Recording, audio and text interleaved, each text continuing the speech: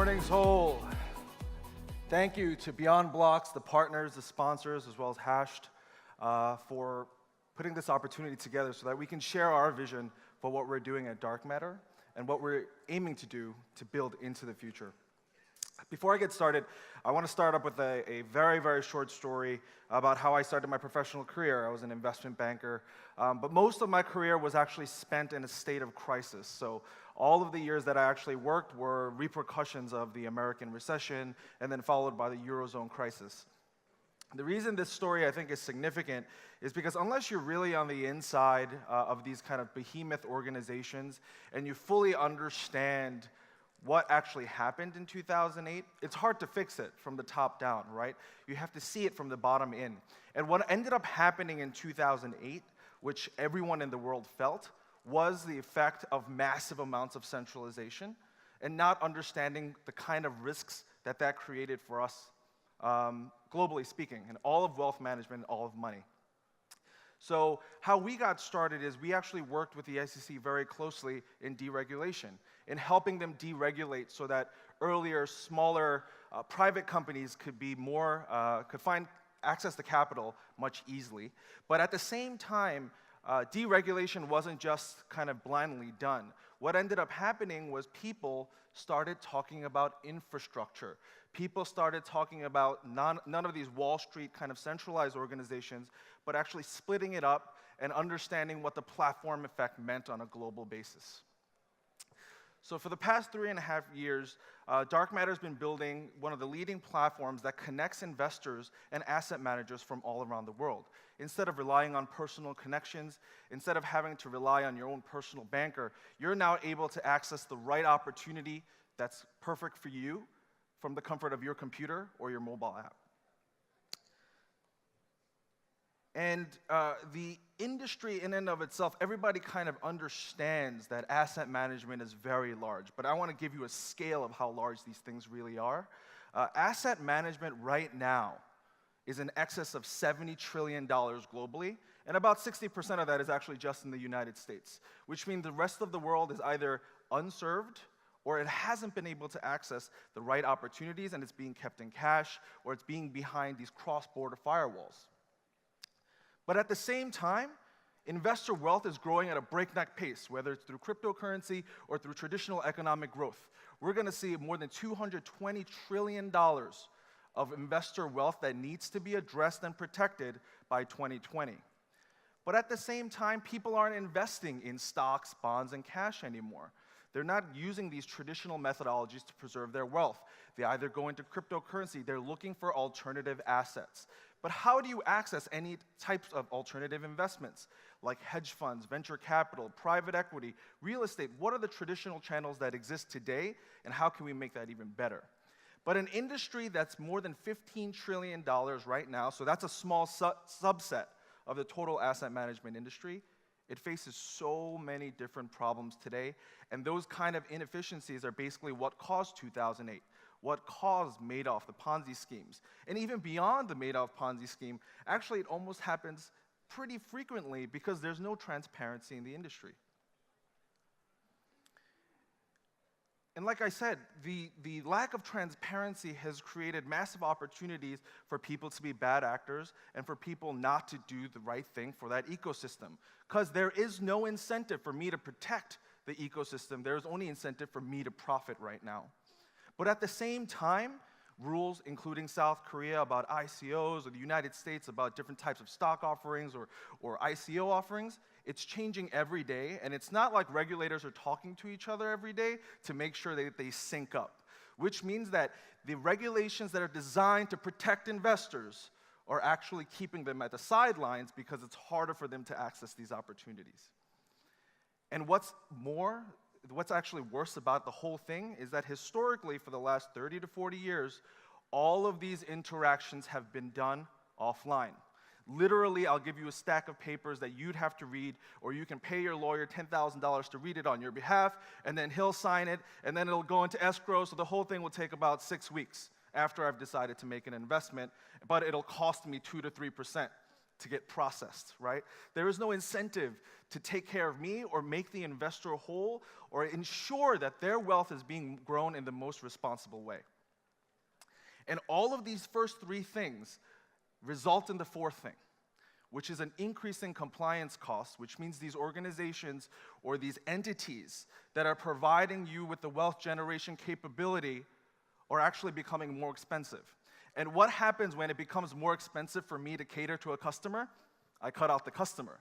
I don't want that customer anymore, which means the smaller everyday investor increasingly becomes more difficult to access. I keep going to the bigger funds because the cost of me taking $10,000 is about the same as me taking $10 million.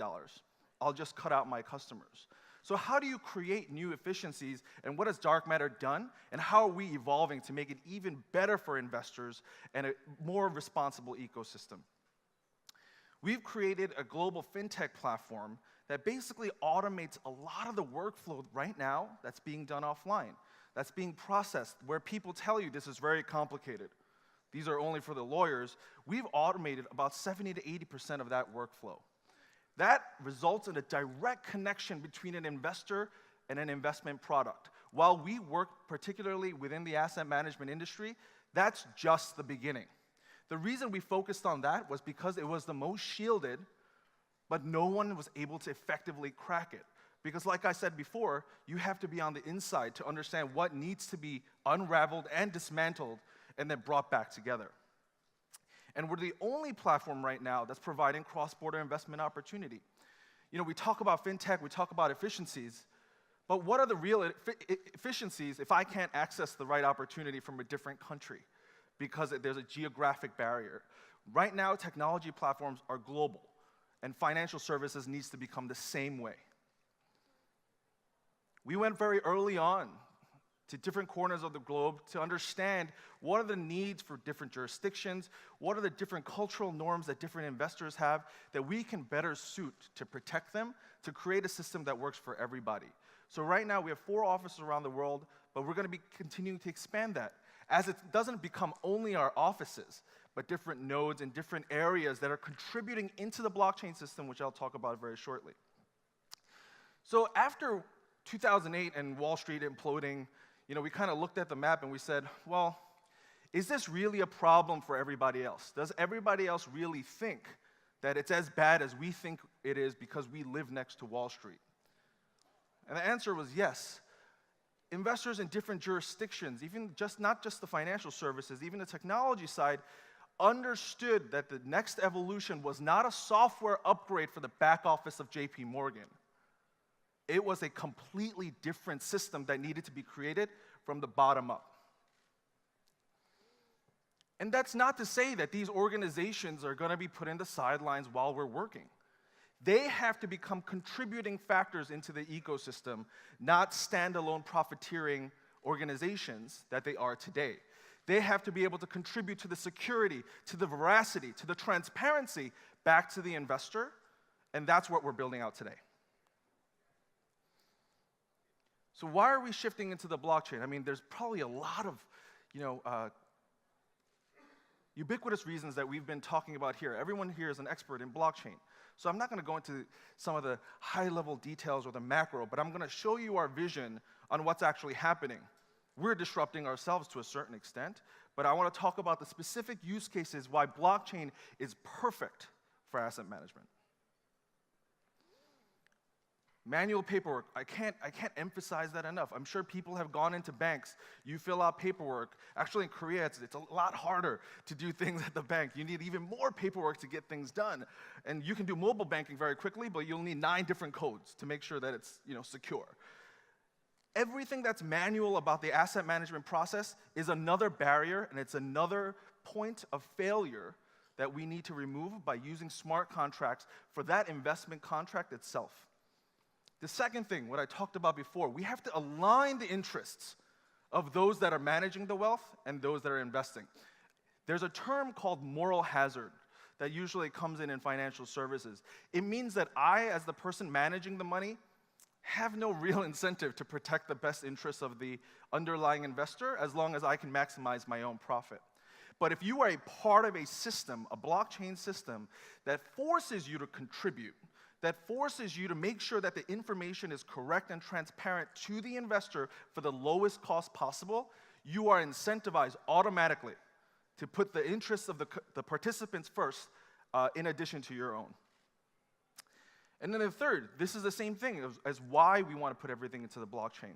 We can remove fraud. Think about that for a second. What if we can remove fraud from the system altogether? And this doesn't mean that it's an open system where every single dollar in my wallet has to be visible to every other investor in the world. That's not what I'm talking about. What I'm talking about is the fact that things like Ponzi schemes cannot occur because the system is being verified by other people that collectively say, well, that's not correct. And I'll use my computing power, or I'll use my time in order to make sure that that is correct. Because if at that point of failure, it fails for everybody.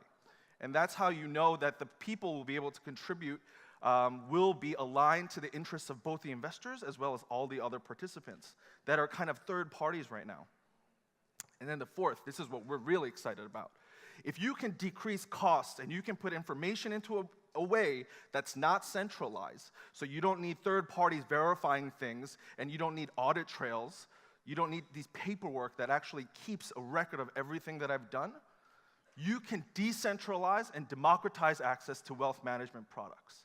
And that's like a lot of words, right? But what that means is that if you lower the barriers to entry by making it cheaper, faster, and safer, all investors around the world should be able to access the same types of opportunities as if we were in Wall Street or London or Hong Kong, Seoul, Tokyo, anywhere, or even Africa, where mobile banking does exist, but asset management doesn't exist.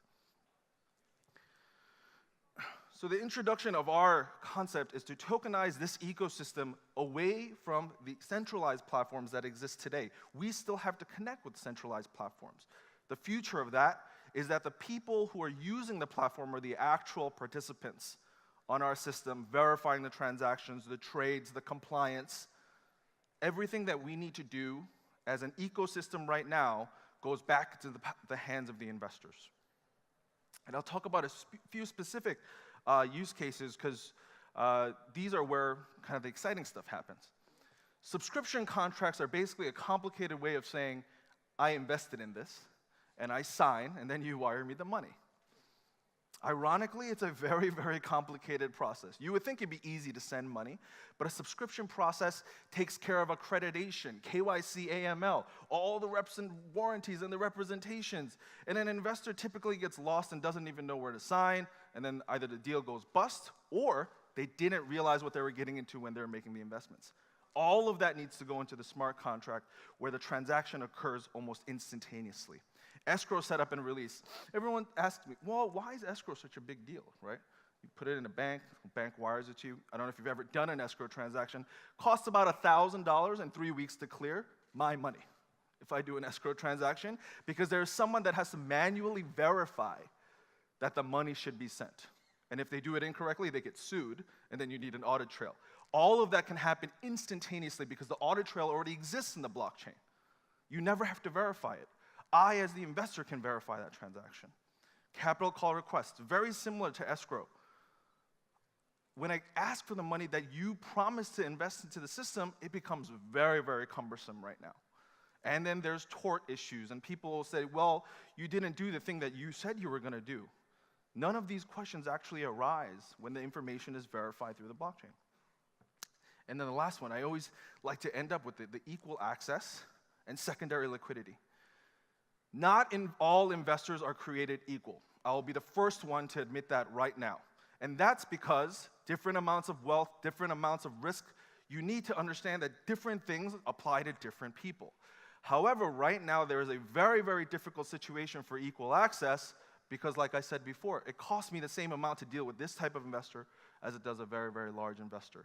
When the systems are automated and the systems are decentralized through the participants, you'll have equal access and even secondary liquidity. You can trade it. You can sell it. You can buy it. You can change it into the cryptocurrency or the other cash situation because you need more liquidity on hand. Right now, that's pretty much impossible. So what are the conclusions, right? No more intermediaries. or third-party verification. You don't need a guy reading through the document day over day over day over again and again, making sure that the conditions were met. No need for paperwork or back office functions. Most people probably know at a lot of different banks and organizations, back office is pretty much disappearing because they've automated it. But the problem with just automating it is that it doesn't do the job of protecting the ecosystem. And then the third, and lastly, would be to equalize access to the wealth creation capabilities through every single country and every type of investor that doesn't exist today. We have a really diverse team. I mean, we're always proud about it. That's why I want to talk about it. Not because we're the best looking. Well, they are, not me. But it's because the diversity allows us to bring different types of perspectives to something that literally requires different types of perspectives. Building a decentralized blockchain system for all of wealth creation. If you have any questions, feel free to let us know. And I have the pleasure now of inviting up Daniel Shin from Terra. Thank you very much.